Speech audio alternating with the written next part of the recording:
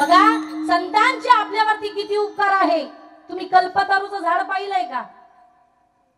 कल्पतरूचं झाड पाहिलंय का? तुम्ही बोलत का नाही?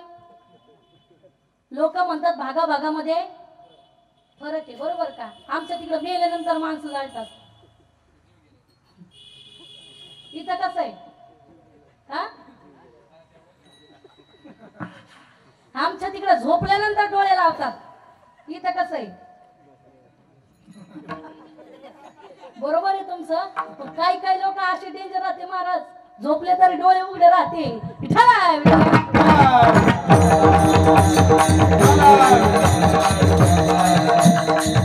भाषा कळती ना माझी? कल्पतरूचं झाड पाहिलंय का? नाही?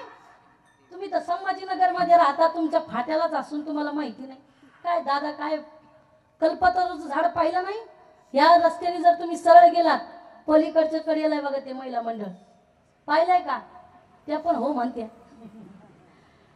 कल्पतरूचं झाड इथं नाहीये, स्वर्गामध्ये इथे।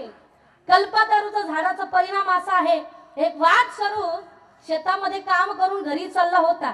ऐका, कल्पतरूचं झाड कसं असतं, त्या कल्पतरूच्या झाडाखाली तो बसलेला आहे। त्याला फार तहान लागली, मनामध्ये विचार आला, या झाडाखाली जर आपल्याला थंडगार पाणी पिण्याकरता मिळालं असतं तर किती बरं झालं असतं बरं। तेवढ्यामध्ये थंडगार पाणी समोर आलं। झाड कशाचं होतं?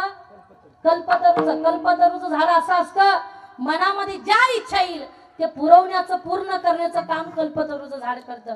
पाणी पिला, तेवढ्यामध्ये मनामध्ये विचार आला, या ठिकाणी आपल्याला जेवणाकरता भेटलं असतं तर किती बरं झालं असतं। पंचपक्वान्नाचं जेवण या ठिकाणी ताट भरून समोर आलं, पोटभर जेवण केलं दादा। आता इथपर्यंत विचार बंद करावा नाही, पुन्हा विचार केला, या ठिकाणी गादी, तकिया, लोड भेटला असता तर किती बरं झालं असतं। झाड कशाचं होतं? कल्पतरूचं। इच्छा पुरवणारं झाड होतं।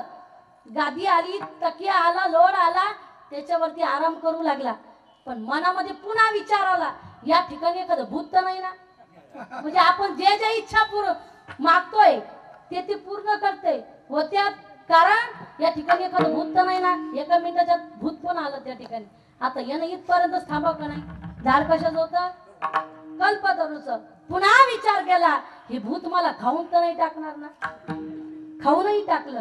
मला हे सांगायचं, जसं कल्पतरू मनातल्या आपल्या कोणत्या इच्छा वाईट आहे चांगल्या आहे हे पाहत नाही, फक्त पुरवण्याचं काम करतं। पण माझी संत अशी आहे, आपल्या मनामध्ये ज्या चांगल्या इच्छा आहे ना त्याच पुरवण्याचं काम करतात।